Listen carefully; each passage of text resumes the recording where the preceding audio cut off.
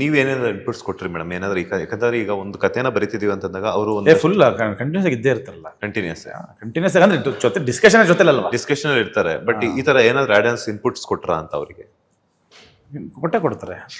Sir ನಾನು ಅವ್ರು ಕೇಳ್ತಿದ್ದೀನಿ ಅಂದ್ರೆ ನಾವ್ ಜೊತೆಲೆ ಬರಿತೀವಿ, ಜೊತೆಲಿ ಡಿಸ್ಕಸ್ ಮಾಡ್ತೀವಿ, ಹಂಗಾಗಿ ಇನ್ಪುಟ್ಸ್ ಅಂತ ಬರೋದೇ ಇಲ್ಲ. ಡಿಸ್ಕಸ್ ಮಾಡ್ಕೊಂಡು ಬರೀತೀವಿ, ಮ್ಯೂಚುವಲ್ ಆಗಿ ಬರೆಯೋದು. ಹೌದು, ಒಂದಷ್ಟು ವಿಷಯ ಅವ್ರು ಹೇಳ್ತಾರೆ, ಒಂದಷ್ಟು ವಿಷಯ ನಾ ಹೇಳ್ತೀನಿ, ಒಂದಿಷ್ಟು ಜಗಳ ಆಡ್ತೀವಿ, ಒಂದಿಷ್ಟು ಖುಷಿ ಆಗುತ್ತೆ, ಖುಷಿ ಪಡ್ತೀವಿ, ಆಮೇಲೆ ಒಂದು ಕಾಫಿ ಕುಡಿತೀವಿ ಆತರ. ಈಗ ಸ್ಕ್ರಿಪ್ಟ್ ನೀವು ಬರೀತಿರ್ತಾರ, ನಿಮ್ಗೆ ಯಾವ್ದೋ ಒಂದ್ ಇಷ್ಟ ಆಗಿಲ್ಲ ಅಂತ ನಾನು ಬರೆಯಲ್ಲ ಜಾಸ್ತಿ, ನೀವೇ ಬರೆಯುವಂಥದ್ದು, ಮೇಡಮೇ ಬರೆಯೋ ಹ್ಯಾಂಡ್ ರೈಟಿಂಗ್ ನೀಟಾಗಿದೆ ಅಂತ ಅವ್ರ ಹತ್ರ ಬರ್ತೀನಿ. ನಾನು ನನಗೆ ಸೋಂಬೇರಿತನ ಬರಿ ಅಂತ ಸುಮ್ಮನೆ ಬರ್ಸೋದು. ಯಾವ್ದೋ ಒಂದು ಲೈನ್ ಹೇಳಿದಾಗ ಬಿಕಾಸ್ ಯಾಕಂದ್ರೆ ಮ್ಯೂಚುವಲ್ ಅಂಡರ್ಸ್ಟ್ಯಾಂಡಿಂಗ್ ಇರಬೇಕಾದ್ರೆ ಸಮ್ಟೈಮ್ಸ್ ಆ ಕಡೆ ಈ ಕಡೆ ವೇರಿಯೇಷನ್ಸ್ ಆಗುತ್ತೆ. ಯಾಕಂದ್ರೆ ನೀವೇ ಯಾವುದೇ ಒಂದು ರೀತಿಯಾಗಿ ಯೋಚನೆ ಮಾಡ್ತಿರ್ತೀರ, ಅಂತ ಒಂದು ಟೈಮಲ್ಲಿ ಯಾವ ರೀತಿ ತಗೊಳ್ತಾರೆ ಅವರು ಅಂತ. ಅಲ್ಲ, ಈಗ ಕೆಲವೊಂದೊಂದು ನಾನು ಸ್ಟಬನ್ ಆಗಿರ್ತೀನಿ, ಇಲ್ಲ ಇದು ಬೇಕೇ ಬೇಕು ಹಿಂಗೆ ಇರಬೇಕು ಅಂತ. ಅವ್ರು ಇಲ್ಲ ಯಾಕೆ ಇರಬೇಕು, ಹಿಂಗೆ ಯಾಕೆ ಇರಬಾರ್ದು ಅಂತ ಅವರೊಂದಷ್ಟು ಡಿಸ್ಕಸ್ ಮಾಡಿರ್ತಾರೆ. ನಾನು ಪಟ್ಟಿಡಿತು ಅಂದ್ರೆ ಅವ್ರಿಗೆ ಗೊತ್ತಾಗುತ್ತೆ ಮೋಸ್ಟ್ಲಿ ಏನೋ ಇದೆ, ಅದಕ್ಕೆ ಅವಾಗ ಸುಮ್ಮನೆ ಆಗ್ಬಿಡ್ತಾರೆ.